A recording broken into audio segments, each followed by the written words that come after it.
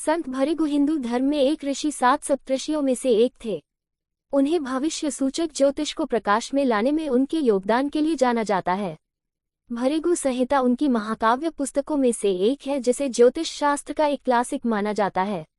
इस ब्लॉग में हम भृगु द्वारा त्रिदेवों की परीक्षा लेने और लक्ष्मी द्वारा ब्राह्मणों को श्राप देने की एक प्रतिष्ठित कहानी लाएंगे। एक बार की बात है, तीनों लोकों के सभी ऋषिगण किसी महत्वपूर्ण प्रश्न पर विचार कर रहे थे। सप्तऋषियों ने उदाहरण गिनाने शुरू किए। सबसे महान वेद कौन सा है? उस समय का सबसे दयालु राजा कौन था? सबसे प्रशंसनीय संपत्ति या सबसे गंदा पाप क्या था? एक भयंकर बहस चल रही थी, तभी एक आवाज ने बीच में टोका। ऋषि भृगु द्वारा त्रिदेवों की परीक्षा लेने की कहानी। बहस का कलह अचानक इस बात पर कानाफूसी में बदल गया कि सबसे बड़ा कौन है, सृष्टि का रचयिता, विध्वंसक या संरक्षक। भृगु के अलावा अन्य सप्तऋषि ने एक स्वर में कहा कि मूर्तिकार को अपने शिल्पकार का मूल्यांकन करने का अधिकार नहीं है। देवता मूल्यांकन से परे हैं। ऋषि भृगु ने पूछा, क्या वे हैं? अपने प्रश्न के समर्थन में ऋषि भृगु ने कहा कि हर दूसरे देवता की तरह त्रिदेव भी इसी सृष्टि के लिए काम करते हैं। चूंकि सभी लोग उनकी पूजा करते हैं, तो क्या हमें यह नहीं आंकना चाहिए कि कौन श्रेष्ठ है और कौन सबसे कमजोर? हर ऋषि मन ही मन और स्पष्टता से अपने आप से सवाल करता था कि सर्वोच्च शक्ति को तय करने का मापदंड क्या होना चाहिए। वे एक ही परब्रह्म के 3 पहलू हैं। तीनों के बीच तुलना करना लगभग सभी ऋषियों की सोच से बाहर था। ऋषि भृगु ने कहा, क्यों नहीं?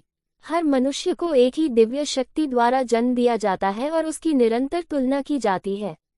उन्होंने आगे कहा कि जब हम ब्रह्मदेव ऋषि भृगु त्रिमूर्ति का परीक्षण कर रहे हैं। बहस में मौजूद एक ऋषि ने कहा कि चूंकि यह सवाल ऋषि भृगु ने उठाया है, इसलिए उन्हें ही इसका उत्तर खोजना चाहिए। तीनों महाशक्तियों की परीक्षा लें और अपने निष्कर्षों से हमें अवगत कराएं। ऋषि पहले ब्रह्मलोक गए और जानबूझकर ब्रह्मा को प्रणाम नहीं किया। उन्होंने न तो हाथ जोड़े और न ही अभिवादन किया। सृष्टिकर्ता ब्रह्मा नाराज हो गए और उन्हें श्राप देने की चेतावनी दी। भृगु ने मुस्कुराते हुए ब्रह्मलोक छोड़ दिया और कैलाश पर्वत की ओर चल पड़े, जो विध्वंसक का निवास है।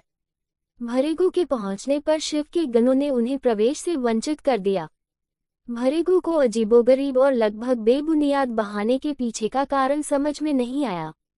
उनका उद्देश्य ऋषि भृगु को जाने के लिए राजी करना था। ऋषि अंततः गणों से परेशान हो गए। संत का लाल चेहरा देखकर नंदी उनके पास आए और असली कारण बताया। उन्हें गणों ने शिव से मिलने की अनुमति नहीं दी। नंदी ने कहा कि शिव पार्वती देवी के साथ प्रेम कर रहे हैं। क्रोधित ऋषि ने उसे शाप दिया और चले गए।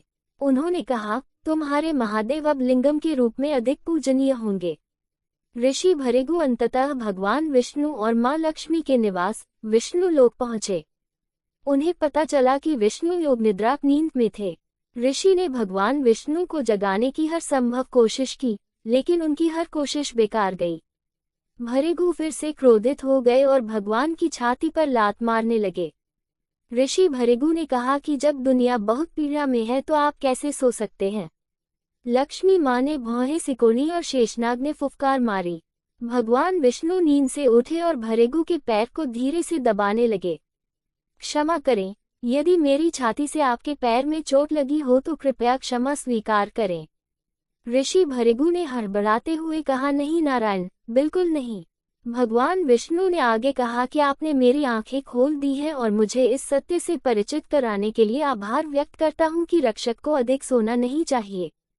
भगवान विष्णु ने कहा कि अब आपके पदचिह्न मेरे सीने पर श्रीवत्स के रूप में एक खोखले निशान के रूप में रहेंगे। ऋषि भृगु अवाक रह गए। उन्होंने फुसफुसाते हुए कहा, मैं नहीं, भगवान विष्णु। सभी ऋषिगण विष्णु की बात सुनने के परिणाम की प्रतीक्षा कर रहे हैं।